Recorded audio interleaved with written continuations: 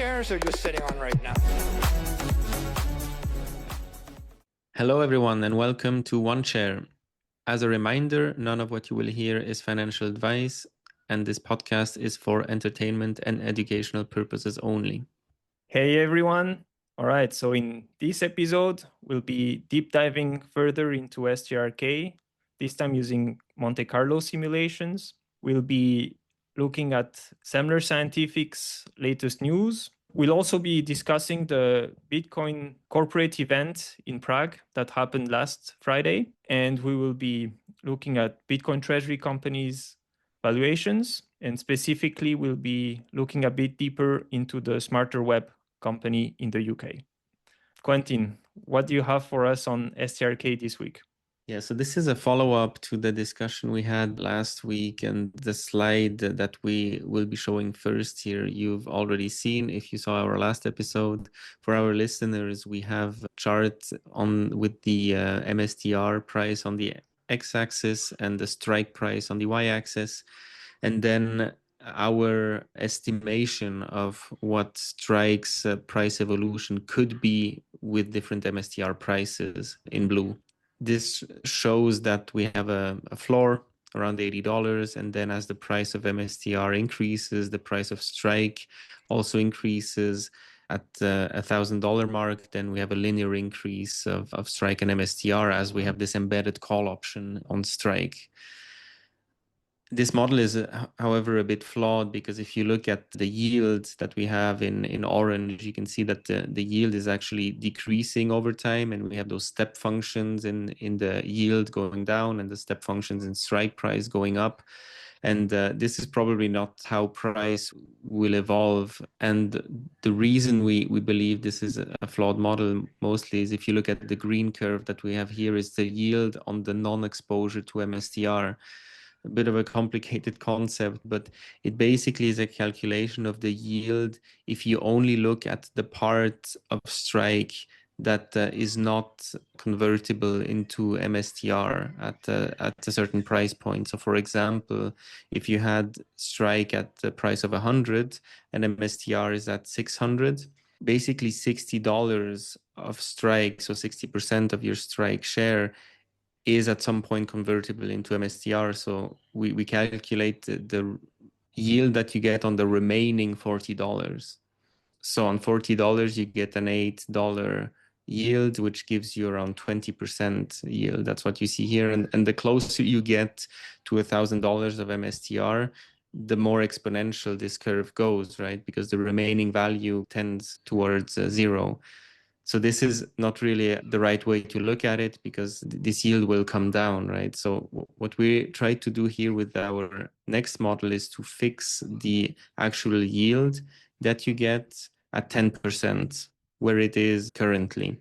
And then based on a fixed yield of 10%, a floor of $80, and a new calculation of the probability of MSTR even hitting this $1,000, we get the curve that you see here, which is a lot more smoothed out. It starts exponentially, or it's more like an S curve. And then when it hits $1,000 MSTR price, we have a linear increase as in the previous model. But this shows you probably a more realistic way of looking at strike's price evolution with the different underlying MSTR prices. The probability of MSTR hitting $1,000 depends on the actual price of MSTR, right? The closer we are to 1,000, the higher the probability. The farther away we are, the lower the probability. And that's why you see this exponential increase here at the beginning. The way the probability was calculated is using a Monte Carlo simulation here. Maybe one thing to add here is obviously we took the assumption that the yield is constant at 10%. That means that we don't really take into consideration the factor of the interest rates from the T-bills and so on that would impact the price of STRK, right? So there are other factors that you need to take into consideration when pricing STRK. So again, this is a simplified version, but maybe a bit more advanced than what we did in the last episode. Yes, definitely. It only has one variable, which is the price of MSTR, and of course, other things will impact the price of Strike. So to summarize, with this new model, what does this mean in terms of Strike and the potential for it? So first of all, you have the floor at $80, so you have downside protection.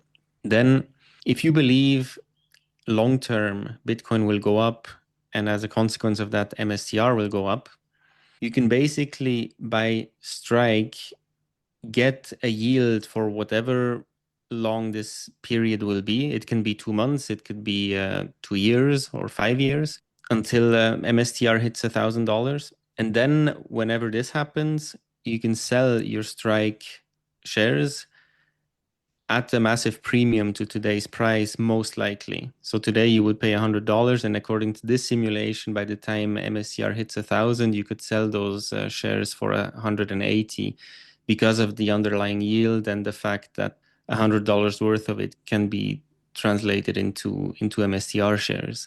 So if you're looking for fixed income, I mean, you believe in Bitcoin, this Strike offering is super attractive in our opinion here, because of the perpetual option that you have on Strike, right? As we explained last time. So you don't have any time restrictions or any hurry basically of MSTR appreciating.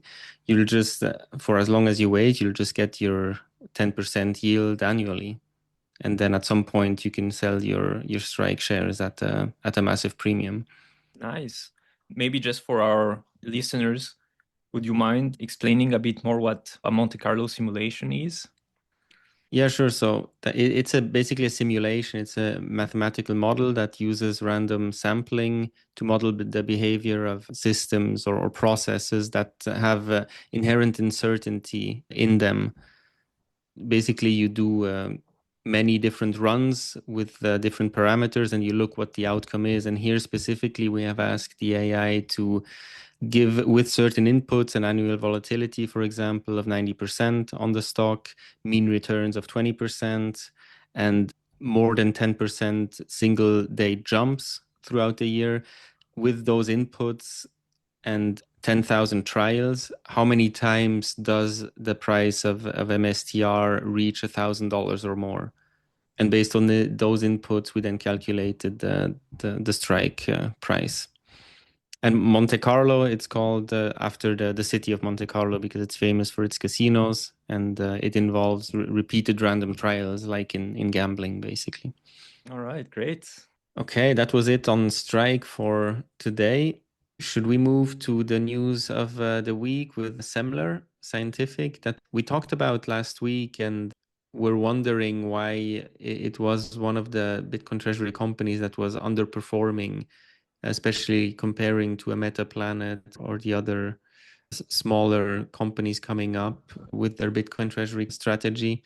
And you had an interesting take last week that one of the main reasons why was their communication strategy and the way they were discussing their strategy with the Bitcoin community. And a day after we released the pod last week, actually Semler came out with some super interesting news that go into this direction of being more transparent or clearer on their goals. So you want to talk about that a bit? Yeah, sure. The first news that came out was they hired Joe Burnett, which is a known Bitcoiner. He has his own YouTube channel. He's very vocal on X and on social media in general. And he has also a very good grasp of the strategy. So now he's a director of Bitcoin treasury strategy at Semler Scientific, which is a great addition to Natalie Brunel coming on board, right on the board. They also announced an aggressive plan. So they want to acquire 105,000 Bitcoin by the year 2027. And I think the communication is great because it shows that they're committed to this Bitcoin treasury strategy. And they also are being more vocal on different channels, right? Podcasts and conferences and so on. So I've seen Eric Semler pop out in many different discussions now and being more vocal as well himself.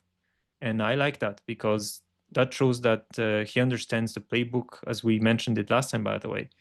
And I think it shows the market has rewarded Semler over the last few days. So their mNAV has now increased.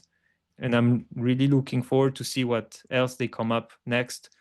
As Eric has shown also an interest in coming up with new ideas to evolve this strategy on Semler side, right?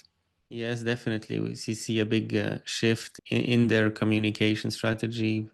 He was at the conference as well, right? That you attended last week, and many podcasts that we see him on. I thought an interesting comment that he made in a podcast with Natalie Brunel from last week is that they were also looking at preferred shares or other instruments to acquire more Bitcoin. So far, they have been transforming their free cash flow into Bitcoin and issuing debt. But with different instruments, it could be an interesting thing to see as well. They haven't been able to hit the ATM because of their very compressed mNAV and their stock not being very liquid over the last year. But he also mentioned that this is changing now, that his stock is becoming a bit more liquid, a bit more volatile, and that this potentially would become an option as well to issue his own shares to buy more Bitcoin. So it will be interesting to see what his strategy is. On one hand, I think it's great that they are adding those new people with Natalie and Joe to their company and being more transparent. On the other hand, they haven't said much what those strategies would be, right, in detail. So we have some aggressive Bitcoin accumulation targets with 100,000 by 2027. So this shows the trajectory, but how they want to get there, it's less transparent in strategy and MetaPlanet, for example, for now. And I think Eric said that he would be informing at some point, but currently it's still a bit of a black box on how they want to get there. I think that's the reason they hired Joe, right, to come up with this strategy. One thing that I would mention is I think between the lines that during Natalie's podcast, he mentioned something about preferred equity as well, right? So I think that's something they're heavily looking into. So it's going to be interesting to see what they come up next and how quick they're able to come up with this new strategy, right? Because they seem to be wanting to push it out. So yeah. Yeah, then another point that Eric said in his podcast was about his views on the potential concentration of Bitcoin treasury companies with a lower mNAV being bought up by companies with higher mNAVs. What are your thoughts on that? Yeah, I think that's a great point he mentioned. Interestingly enough, I always thought that companies that would buy other companies with lower mNAV would be companies with an mNAV below 1. But he made the point that companies that even have an mNAV above 1, so let's say as example, a company that has an mNAV of 2 could be bought up by a company that has an mNAV of 4, and it's still accretive to the company buying the other one, right? And I thought that was a really interesting point because that's going to probably mean there's going to be a lot of concentration of those Bitcoin treasury companies when this trend starts coming in as well. And that's probably one of their strategies as well. They want to expand the mNAV so that at a later stage they can buy companies with a lower mNAV as well, right? To accumulate further Bitcoin. So that was really interesting. And one thing to add on Semler that I think is interesting and will be interesting to see how it evolves also in a bear market is compared to strategy and MetaPlanet, they have a base business that they really want to keep focusing on, and that is really part of their strategy to expand their medical device business. They have new products in the pipeline that should be approved by the FDA, so they really count on this part of the business as well to help them in a bear market, but also in general as a Bitcoin accumulation strategy to convert their positive cash flows into more Bitcoin, which is different, right, than most other Bitcoin treasury companies that are pure plays today. Yeah, I think that Semler mentioned it very well. And that's why he's focusing also a lot on their core business, right? Because he knows that a bear market will come eventually, and he wants to be prepared for that, and he wants to keep having an aggressive accumulation of Bitcoin during that time, not having to use financial engineering. So I think that's a great take as well.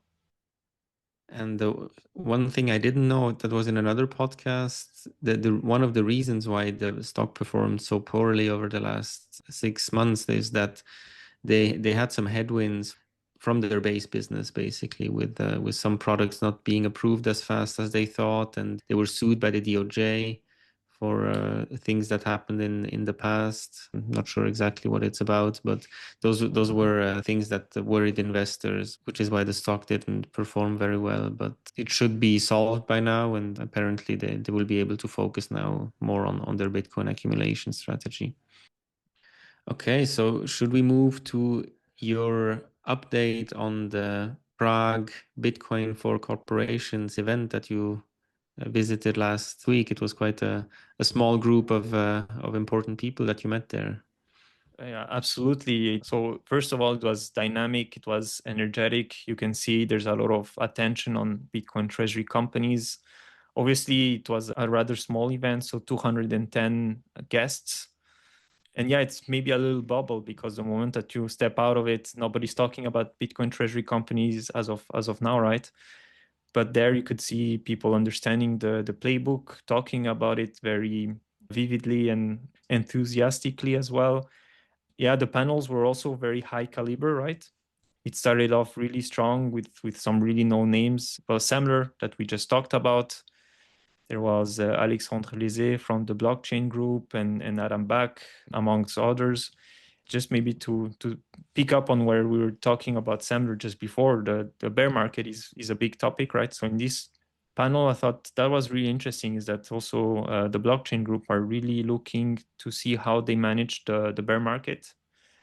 They discussed about how to adjust their strategy when a bear market comes. They didn't give any details, so I guess same as Semler, right? We don't exactly know their plans, but they are heavily looking into it. They mentioned the importance of being able to sustain a bear market and to continue aggressively accumulating during a bear market. That was their messaging. I like the messaging. I'm just curious to see what they really come up as an actionable plan. Then there was a few other panels with some, again, high calibers, Jack Mallers from STRK and 21 Capital. I was hoping that he would have mentioned a bit more about 21 Capital, but he was there more discussing how corporates adopt Bitcoin, not as a treasury, but more as payments custody. So he had more this STRK CEO hat on. And then there was also a very interesting guest, Michael Saylor, where there was a big Q&A session with him, probably the highlight of the day, in my opinion. I always find fascinating listening to him. He came up with new analogies which I thought were funny and true. So I hope that it gets broadcast. I don't want to spoil too much here. And if not, then I'm happy to take it again and go deeper into this analogy. What I would highlight from his talk, and that's just one thing, is the risk that he sees that is the greatest is ignorance from general public, that they don't understand Bitcoin and that they don't accept it. I tend to agree with him, and that is why we need to focus on Bitcoin education in general, but also Bitcoin treasury company education for the capital markets. And that's also the reason why we're doing this podcast, right? So I'm happy to be contributing to the space in that sense, right? Because it is important that the message gets spread. And I also managed to talk to him for a few seconds and shake his hand. I managed to get a picture. So that was almost surreal. He was just taking pictures with anybody who was there, talking to everybody, taking time to listen to people as well, answering even some questions.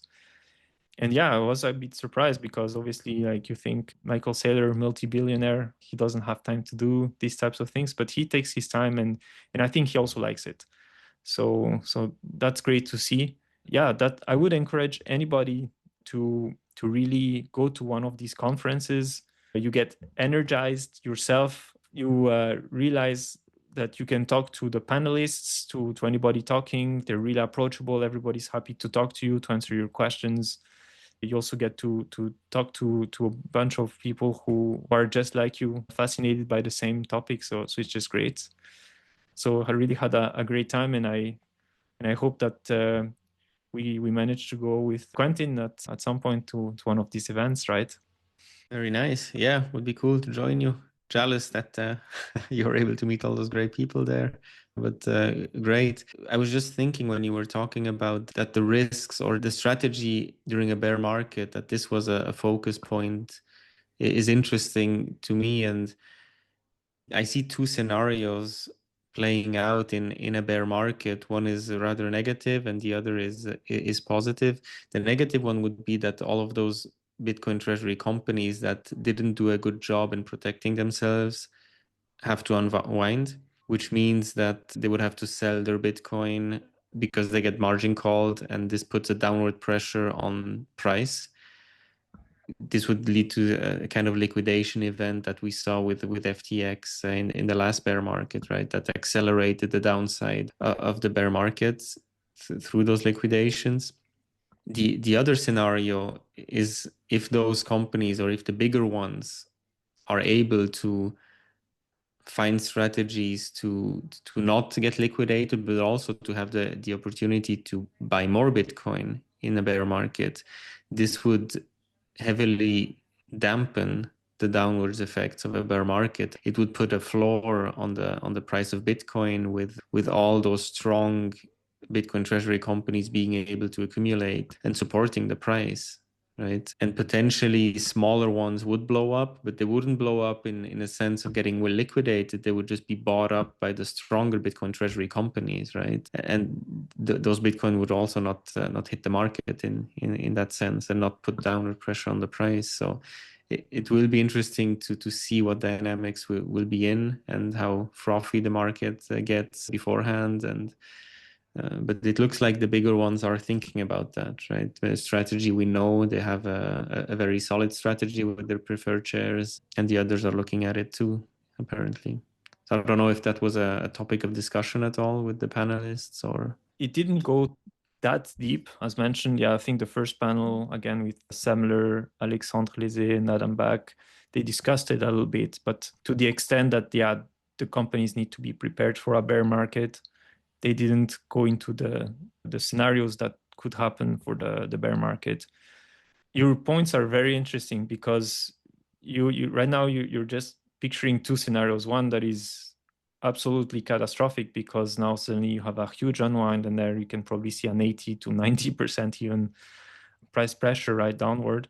And the other one, probably there's not a lot of price pressure either, because these companies that are being bought up, that means that the Bitcoin that they have are not going back into the exchanges that are not being sold. So there's a limited downward pressure through it. And I expect that probably the second scenario might be a bit more true, because if those companies are starting to struggle in some way or another, probably the market will smell it. mNAVs will drop very rapidly. And as Semler pointed out, there's going to be concentration, right? So any company at that time will have the opportunity, if they have the liquidity to do so, or the capacity to do so, to buy up these companies very, very quickly. And so that means that even the companies that are not doing so well will not be able to even sell their Bitcoin, because their mNAV might drop faster than that, right? And that's going to create some great opportunities for these other companies that are really well capitalized and able to acquire those companies. And that's why I think bear market is going to be very interesting, because suddenly you have the opportunity for these big companies to buy huge amounts of Bitcoin at a discount, probably. So I think the bear market might be even more significant than the bull market if you start thinking about it this way, right? I think it will really depend on the big players and their ability to raise cash during the bear market, because then it gives them so much flexibility to buy up cheap Bitcoin or to buy up companies that have low mNAVs. If they don't have liquidity, then it's a different story, and then you might see this unwind and more price pressure. But otherwise, looking at it this way, it seems like it could be a a bear market that is a lot less severe than the last ones we've seen. And we're currently seeing it to the upside so far, right?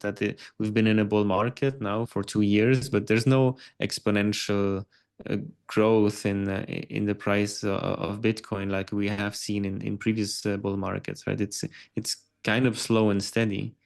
I mean, if we don't get a blow off top, then we might also not get the 80% downturn afterwards, right? We've seen what a more of a staircase kind of grind, which looks quite sustainable up until now, especially considering all the news that we've had. At least right now, it doesn't look like there's going to be this exponential blow off top that we usually see.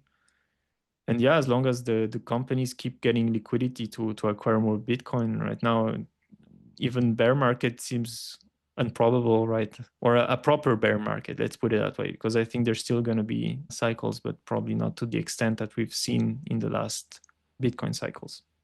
Okay, so let's switch gears here and move into our next topic. We want to bring back the valuation comparison chart that we already presented last week, but now with a new edition of the SmarterWeb Company. And Eve, if you want to first dive into what the company does. Yeah, sure. So the SmarterWeb Company is a web design company, and they've been operating for quite some time. The founder, Andrew Webley, is an avid MicroStrategy or strategy shareholder and realized that there was no UK-based company doing the strategy playbook. So he decided to IPO his own company, the SmarterWeb Company, and start doing the strategy playbook in the UK. So they recently IPO'd, and they've been also quite aggressive in their Bitcoin accumulation. Maybe one thing to add is that they were already adding Bitcoin to their treasury before the IPO. So that's something that the founder was already doing before. Yeah, now looking at the metrics of this new Bitcoin treasury company, they have around 500 Bitcoin on their balance sheet, valued at 57 million. They have almost no debt, which means that they were able to accumulate this Bitcoin by issuing their own shares. They have a 1.7 debt to asset ratio, so super healthy on that side. Then what is a bit disturbing is their market cap. It's at 1.4 billion. Again, 1.4 billion versus 57 million of assets. And this gives you an mNAV of around 25. So 25 times their treasury values as a market cap. And Bitcoin yield year to date of over 15,000%. Now, this metric maybe is not very useful right now because they started the year with basically no Bitcoin. So this BTC yield could be infinity for that matter, right? So that's not very interesting for now, but the mNAV definitely is at 25, and it shows you that the company, at least in my eyes, is highly overvalued for the amount of Bitcoin that they hold. Yeah, absolutely. I mean, if you look at the market cap compared to Semler Scientific or the blockchain group, right? It's basically double the blockchain group and almost 3 times Semler Scientific, which has 4,450 Bitcoin, right? So almost 10 times more Bitcoin and 3 times less market cap. So it's very telling of the situation here, in my opinion. It is in one way. Then to look at it from the other side, the market is forward looking, right? So it will price a company based on what the future brings. And what this super high mNAV does to the company, it allows them to issue their shares and be very accretive to their shareholders in terms of Bitcoin accumulation, right? So this is the interesting part about those Bitcoin treasury companies. Some metrics are completely out of line, but it's also an opportunity for them to be more aggressive in their accumulation. So most likely this mNAV will compress significantly, but at the same time, they will be adding a lot more Bitcoin to their balance sheet by doing so. It's not black and white, but yeah, they're definitely overheated now looking at those numbers. But the funny thing is also, I don't know what you think about it, but in a bear market, assuming a bear market would start tomorrow, they're not really in trouble because they don't have any debt. right? Their market cap would crash probably, and their mNAV compress, and you would lose money as an investor, but the company itself would be fine. Yeah, no, absolutely. I think the risk there is significantly lowered by the fact that they have no debt. So, and it's a profitable company, as mentioned. So they're still able to perform in a bear market. But I think that the risk here comes to the people that are investing at a later stage right now, right? So as an investor, do you want to already get in now, or do you want to wait till the mNAV compresses a little bit? That's always the question that you need to ask yourself when looking at these companies. And it's very important to do this assessment, right? As an investor, I think, to really deep dive into the different aspects. So just as a reminder here. And since we're already on this slide, maybe one thing to point out compared to last week's is MetaPlanet with their debt to asset ratio, which jumped from basically 7%, if I remember well, to about 25 now. You can see that these metrics really change very quickly. If you're looking at these companies, you really need to keep a close eye on what's going on. So MetaPlanet last week basically bought probably most of their Bitcoin or the entirety of their Bitcoin through debt. And that is why it jumped, right? And we just got actually breaking news from today. The metrics you see here we pulled together yesterday, and today MetaPlanet announced that they have raised 500 million in equity capital as part of their new 555 million share plan. And with this, they use this money or part of this money to pay back the debt, or 280 million in debt. So this means that what you see on the slide is already old news, and the debt is back to almost zero. So you see the very volatile, those metrics. So let's see next week how the picture looks like again. I think here those metrics are important and interesting to see, but at the same time, since they fluctuate that much on a daily basis, it will be more interesting to see probably again in a bear market how that would look like, because today a MetaPlanet has almost endless possibilities to raise cash, right? So they could decide to pay debt that they have at any time, and probably it's the same for the others. The question is, where do they stand on this debt to asset ratio in the depth of a bear market where it's not easy anymore to raise any cash, and how do you survive at that point, right? And that will be interesting to follow. And this metric will be more relevant at a later point in time, I would say. Yeah, I think so as well. Currently, it's hard to assess what would happen, right? Because the only company that has gone through a bear market is Strategy up until this point. And they've proven themselves, right? So yes, and they did so at a time when they didn't have all the instruments that they are available to them now. They had a lot less Bitcoin on their balance sheet, and they didn't have the preferred shares or other instruments that they're using. I think the toolkit will expand as time goes, so that should be no problem for the other companies. Maybe moving to the next slide that we wanted to present to you, which is the days to cover mNAV to mNAV. This is a slide we took from the MicroStrategist, which is a website with a lot of really cool charts on Bitcoin treasury companies. So make sure to check them out. So maybe here to explain a little bit the chart, we have on the y-axis the Bitcoin mNAV, and on the x-axis the days to cover mNAV. And days to cover mNAV is a new metric. And maybe Quentin, you want to explain it a little bit what it is. Yeah, so that's probably best to do with an example. But first, where does it come from? Adam Back actually introduced this metric a few months ago, because it's important next to the actual mNAV to measure a Bitcoin treasury company on how many days or months does it take them to cover the mNAV that they currently have. So what does it mean concretely? Let's say you have a hypothetical company that has an mNAV of 2, and they hold 500 Bitcoin on their balance sheet. The days to cover mNAV tells you how long it will take them to go from 500 to 1,000 Bitcoin on their balance sheet to cover the actual mNAV that they have today. And if it takes them 2 months to do so, the days to cover mNAV would be 60 for them to go from 500 to 1,000 Bitcoin. So to come back to the slide, up on the left upper corner, you have the overbought. And on the upper right corner, you have the volatile companies. And then on the down left side, you have stable. And on the down right side, you have oversold. It's quite interesting to see that a company like the SmarterWeb Company, which we were talking about previously, is sitting more on the volatile side with their rather high mNAV, right?